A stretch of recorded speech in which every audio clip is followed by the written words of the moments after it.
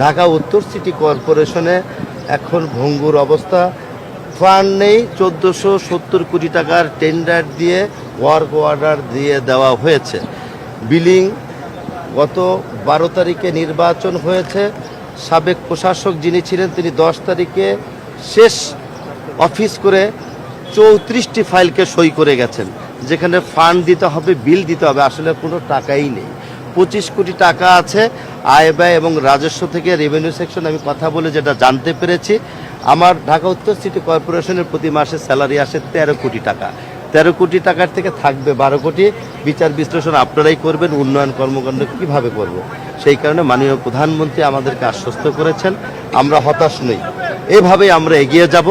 জনকল্যাণে যতটুকু সেবা দেওয়ার প্রয়োজন আছে আমরা সেই সেবা দেওয়ার জন্য আমরা নিজেকে আরও সময় মতো করে আমরা প্রস্তুত করব এবং জনকল্যাণে আমাদের যে অঙ্গীকার আছে সেটাকে আমরা বাস্তবায়ন করব।